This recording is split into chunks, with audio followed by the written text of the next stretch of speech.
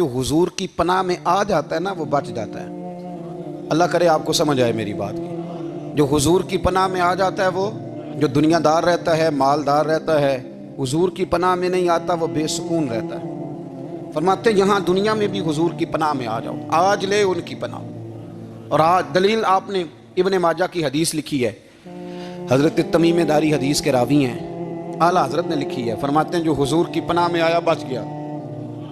دلیل دیتے ہیں، فرمایا انسان جانور بھی آتے تھے تو بچ جاتے تھے۔ حضرت تمیم داری رضی اللہ تعالیٰ عنہ فرماتے ہیں کہ ہم کھڑے تھے، ایک اونٹ دوڑتا ہوا آیا، نبی کریم صلی اللہ علیہ وسلم کے پہلے اس نے قدموں پہ سجدے کیے۔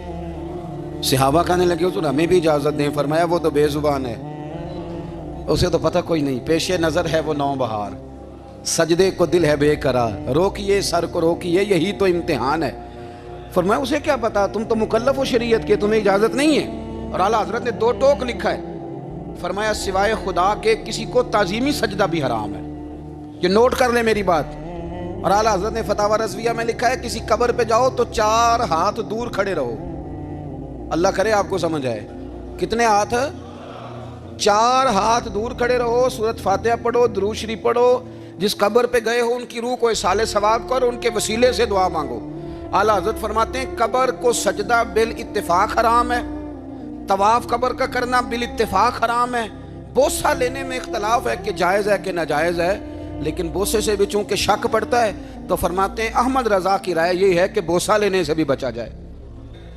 وہ آ گیا تو اس سے اگلی باتیں کرتا ہے، بس خاموش رہ، باادب رہ اور پیچھے رہ۔ تو حضرت تمیم داری کہتے ہیں یہ حدیث اعلیٰ حضرت نے لکھی ہے لمن والعلا میں، فرماتے ہیں کہ اونٹ نے پہلے سجدہ کیا، قدم چومے، پھر اس نے حضور کے کان میں کوئی بات کہی۔ روزے دے دوالے نے غلامہ دیاں ٹولیاں، ایک پہ سندا ہے کروڑاں دیاں بولیاں، یعنی اونٹ نے بات کی تو حضور نے وہ بھی سن لی۔ اعلیٰ حضرت کہتے ہیں جو پناہ میں آتا ہے بچ جاتا ہے۔ کہتے ہیں رسول کریم نے نا اونٹ کی پشت پہ ہاتھ پھیرا اور اللہ کے محبوب فرمانے لگے فکر نہ کر، اب تو آ گیا ہے نا تو جیسے تو کہے گا ویسے ہی ہو جائے گا، جیسے تو کہے گا ویسے ہی۔ ابن ماجہ میں موجود ہے، پر میں چونکہ فاضل بریلوی رحمۃ اللہ علیہ کی کتاب سے پیش کر رہا ہوں الامن والعلا سے، تو میں اسی انداز میں پیش کر رہا ہوں جس انداز میں وہاں ہے۔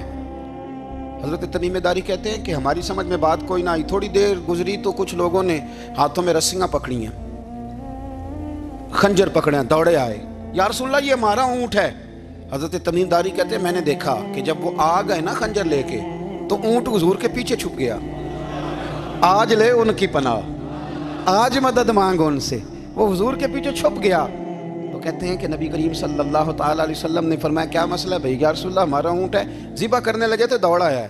تو حضور فرمانے لگے وہ تو تمہاری شکایت کر رہا ہے۔ وہ کہتا ہے یا رسول اللہ میں نے برسوں ان کی نوکری کی، برسوں میں نے بڑی نوکری کی۔ صحیح کہتا ہے یا رسول اللہ؟ ٹھیک کہتا ہے حضور، اب بوڑھا ہو گیا ہوں، تھوڑا زیادہ بوجھ نہیں اٹھا سکتا، تو مجھے ذبح کر کے کھانا چاہتے ہیں، میں مرنا نہیں چاہتا۔ نبی کریم فرمانے لگے اچھے لوگ یہ صلہ دیتے ہیں؟ انہوں نے عرض کی حضور آپ حکم کر دیں، ہم اس کو چھوڑ دیتے ہیں یا رسول اللہ، نہیں ذبح کریں گے، خدمت کریں گے۔ حضور فرمانے لگے نہیں، اب میرے پاس آیا ہے نا، اب میں نے واپس نہیں کرنا، آج ہو گیا ہے، آج لے ان کی پناہ، آج مدد مانگ ان سے، آج ہو گیا یا رسول اللہ پھر رکھ لیں۔ حضور نے فرمایا نہیں بھائی پیسے بتاؤ کتنے؟ یا رسول اللہ نہیں کچھ نہیں۔ نبی کریم علیہ السلام نے فرمایا نہیں، بتاؤ کتنے، بتاؤ کتنے؟ انہوں نے کہا حضور ایک دفعہ ریٹ لگایا تھا تو 100 دینار لگا تھا۔ حضور نے فرمایا بلال دے دو 100 دینار، 100 دینار دے دیا۔ اعلیٰ حضرت فرماتے ہیں دیکھو ان کی پناہ میں آنے کی برکتیں کتنی ہیں۔ ان سے کہا تم جاؤ، وہ چلے گئے۔ حضور نے پشت پہ ہاتھ پھیرا، فرمایا جا تو آزاد ہے۔ حضرت تمیم داری کہتے ہیں وہ پہلے گیا پھر پلٹ کے آیا، اس نے نبی پاک کے کان میں کو بات کی، کئی باتیں کی، پر میں ایک بات کرتا ہوں، کئی باتیں کی، ایک بات کی تو حضور رو پڑے۔ اونٹ چلا گیا، ہم نے عرض کی حضور یہ کیا کہہ گیا ہے؟ تو محبوب فرمانے لگے یہ کہہ گیا یا رسول اللہ جس طرح آپ نے مجھے چھری سے بچایا ہے، میں دعا کرتا ہوں اللہ آپ کی امت کو جہنم سے محفوظ فرمائے، اللہ جہنم سے بچائے آپ کی امت کو، اس طرح مجھے چھری سے آپ نے محفوظ کیا۔ اعلیٰ حضرت فرماتے ہیں کن چکروں میں پڑے ہوئے ہو، کن چکروں میں؟ پیسوں کی پناہ لیتے ہو، عہدوں کے پیچھے چھپتے ہو، دولت کے پیچھے چھپتے ہو، تعلقات کے پیچھے چھپتے ہو۔ فرمایا مصیبت آئے گی تو یہ سارے ہٹ جائیں گے، اگر پناہ لینی ہے تو مدینے والے محبوب کی پناہ لو، دروازہ رسول پہ آؤ، نبی کریم کی بارگاہ میں جھکو، حضور سے پیار کرو، आला हज़रत फरमाते हैं महबूब का अदब करो, रसूलुल्लाह की गुलामी करो। फरमाते हैं फिर के गली गली तबाह, ठोकरें सबकी खाएं क्यों, दिल को जो अक्ल दे खुदा तो तेरी गली से जाए क्यों।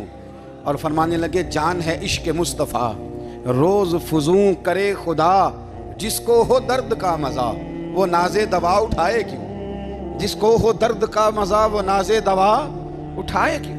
उन्होंने महबूब करीम की मोहब्बत का पैगाम दिया, सहाबा की मोहब्बत का, बोलिए, सहाबा की मोहब्बत का पूरी किताब लिखी हज़रत सिद्दीक़ अकबर जनाब उमर के फ़ज़ाइल पर। और मज़े की बात यह है कि आला हज़रत ने ना उर्दू शायरों में से किसी को तौफीक नहीं हुई हुज़ूर को शहनशाह कहने की। आला हज़रत ने कहा मेरे नबी शहनशाह हैं। दलील क्या दी? फरमाने लगे पढ़ो तिरमिज़ी, हुज़ूर ने फरमाया मेरे 2 वज़ीर ज़मीनों में हैं, 2 आसमानों में हैं। ज़मीन के 2 वज़ीरों के नाम अबू बकर और उमर हैं, आसमान के 2 वज़ीर हैं जिब्रील और मीकाईल। तो आला हज़रत कहने लगे हुज़ूर वज़ीर तो किसी शहनशाह के ही होते हैं, फिर कह लो ना शहनशाह। तो फिर फरमाने लगे हाजियो आओ शहनशाह का रोज़ा देखो, हाजियो आओ शहनशाह का रोज़ा देखो। काबा तो देख चुके अब काबे का भी काबा देखो, काबा तो देख चुके अब काबे का भी, गौर से सुन तो रज़ा काबे से भी आती है सदा, मेरी आंखों से मेरे प्यारे का रोज़ा देखो। आला हज़रत ने सारी ज़िंदगी और सहाबा किराम की बात की, अहले बैत की बात की, औलिया की बात की, सूफिया की बात की, दिफा किया सबका, सबके शानों में लिखा, उम्मत को बतलाया कि अपने बुजुर्गों से जुड़े रहोगे तो बचे रहोगे। आला हज़रत ने तंज करने से, तनकीद करने से, बिला वजह गलतियां निकालने से और एक दूसरे पर लान तान करने से हमें बचने को कहा। आला हज़रत फरमाते हैं कोई इल्म अगर आ जाए ना तो उसका माना ये नहीं कि सबको जाहिल समझ लेना चाहिए। समझ आ रही है मेरी बात की? हम जिस शोबे में भी होते हैं ना, सामने वाले को अनपढ़ ही समझते हैं। मौलवियों के बारे में बाद लोगों का ख्याल है कि ये पता नहीं कौन सी मखलूक है, इनको क्या पता दुनियादारी का। मैं सही कह रहा हूँ। इसी तरह जो मेरे शोबे से ताल्लुक़ रखने वाले लोग हैं वो कहते हैं शायद सारे ताजर 2 नंबर तरीके से ही माल कमाते हैं। ये हो नहीं सकता, ऐसा हो नहीं सकता। हमें ना दूसरों की अहमियत की खबर रखनी चाहिए। हमें एक दूसरे से प्यार, हम तंज करते हैं, तनकीद करते हैं। फाज़िल बरेलवी मना करते थे, आप फरमाते ये तरीका दुरुस्त। हम जब गलतियां निकालने पे जाते हैं तो माज़अल्लाह इतना ऊपर बन जाते हैं कि माज़अल्लाह सुम्मा माज़अल्लाह अल्लाह रसूल तक पहुंच जाते हैं। आला हज़रत के ज़माने में एक शख्स ने कह दिया नबी पाक का ख्याल आए तो नमाज टूट जाती है। अकल है ना जी, जहां मर्जी ले जाओ। वो कहने लगा जी मैंने खालिस अल्लाह के लिए पढ़नी है ना फ़लसफ़ा जी, नबी पाक का ख्याल आए तो नमाज। आला हज़रत फरमाने लगे तू बड़ा ही पागल है। जब तू कहेगा अस्सलाम अलैका अय्युहन नबी, ख्याल आएगा कि नहीं? फरमाने लगे तू बड़ा ही नादान है। जब तू कहेगा अल्लाहुम्मा सल्ली अला मुहम्मदिन व अला, ख्याल आया कि नहीं आया? फरमाने लगे तू नबी पाक की बात करता है, नमाज में तो अब्बा अम्मा का भी ख्याल आता है। रब्बना इग़फिरली वाली वालिदैया। फरमाने लगे रब्बे के ख्याल से नहीं टूटती तो मदीने वाले के ख्याल से कैसे टूट गई? फरमाने लगे बड़ा ही बेवकूफ़ है तू। आला हज़रत फरमाने लगे तू कहते है हुजूर का ख्याल आए तो टूट जाती है।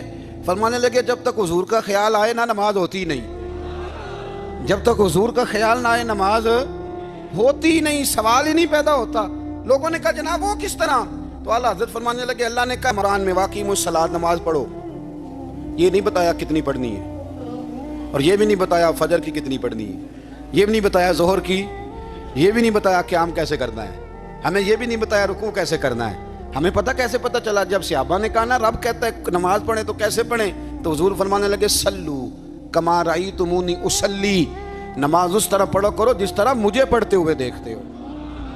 तो कहा ये तो कैसी अजीब बात कर रहा है कि नबी करीम सल्लल्लाहु अलैहि वसल्लम का ख्याल आए। और फिर बड़ी मज़ेदार बात, एक शख्स ने आला हज़रत से आके ना उस ज़माने में ना एक आर्या मज़हब होता था, अब अल्लाह का शुक्र है वो कोई नहीं।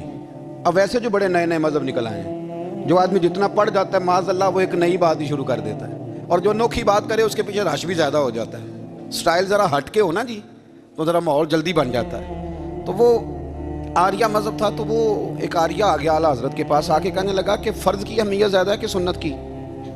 तो आला हज़रत फरमाने लगे भाई अहमियत तो फ़र्ज़ की ज़्यादा है। तो कहने लगे आपका वज़ू तो फिर सुन्नत से शुरू होता है। वज़ू में पहला फ़र्ज़ है मुँह धोना, और आप सबसे पहले हाथ धोते हैं, ये भी सुन्नत। नाक में पानी डालना ये भी, कुल्ली करना ये भी।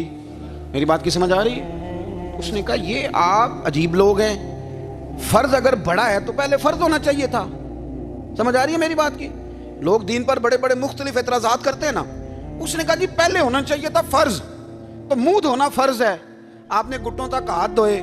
اب یہ جو آپ نے ہاتھ دھوئے یہ بھی سنت، کلی کری تو وہ بھی سنت، ناک میں پانی ڈالا تو وہ بھی سنت، تو آپ تو چوتھے نمبر پہ فرض ادا کر رہے. تو اعلیٰ حضرت فرمانے لگے تم اصل میں محبوب کا غلام نہیں نا. ہاں تجھے کیا پتا ہو یہ بات کیا ہے، تو بیٹھ جا ہم سے سن، ہم تجھے بتاتے ہیں.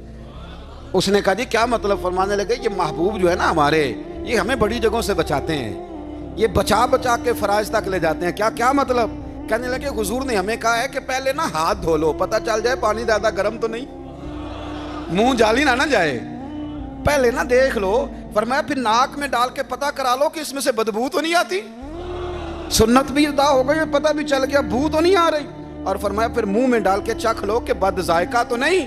اب یہ 3 سنتیں ادا کر کے تم فرض ادا کرو گے تو اللہ بھی راضی ہوگا، اللہ کے رسول بھی راضی ہوں. نبی کریم صلی اللہ علیہ وسلم نے فرمایا اگر سارے انسان مل کے بھی تیرا برا کرنا چاہیں تو جب تک رب کی مشیت نہ ہو وہ تیرا برا کر نہیں سکتے. اور حضور صلی اللہ علیہ وسلم نے فرمایا اگر سارے انسان مل کے تیرا بھلا کرنا چاہیں تو جب تک رب کی رضا نہ ہو تیرا بھلا ہو نہیں سکتا. تو اعلیٰ حضرت فرماتے ہیں اس چیز کو ذہن میں بٹھاؤ، مسلمانوں اپنا رجوع اپنے رب رسول کی طرف مضبوط کرو. یہ کیا بات ہو گئی کہ میں اس سے بھی ڈر رہا ہوں، میں اس سے بھی ڈر رہا ہوں، وہ بھی میرے پیچھے لگ گیا. فاضل بریلوی رحمۃ اللہ علیہ ان چیزوں سے منع فرماتے تھے. وہ کہتے تھے یہ توہمات ہیں، اوہام پرستی ہے، ہمیں ان چیزوں سے ہمیشہ بچنا ہے، اپنی آنے والی نسلوں کو بچانا ہے. اور فرمایا کرتے تھے رب کی رضا پہ جو راضی رہتا ہے اللہ اسے سکون والی زندگی عطا فرماتا ہے. ہمارے ہاں لوگ پوچھتے ہیں طبیعت کیسی ہے، لیکن یو پی میں، سی پی میں، لکھنؤ میں پوچھا جاتا ہے کہ کیا شکایت ہے آپ کو؟ کہتے ہیں جی سر درد کی شکایت ہے. یہ اردو کا ایک محاورہ ہے. جناب کیا شکایت ہے؟ کہتے ہیں جی مجھے کمر درد کی شکایت ہے. پھر پوچھنے والے پوچھتے ہیں کہ جناب اس شکایت کا کیا بنا؟ تو صدر الشریعہ مولانا امجد علی صاحب اعظمی رحمۃ اللہ علیہ فرماتے ہیں اعلیٰ حضرت کو بخار تھا تو میں حاضر ہوا، تو میں نے کہا حضور شکایت کا کیا بنا؟ کہنے لگے مولانا پڑھے لکھے ہو کے تو ایسی باتیں نہ کرو.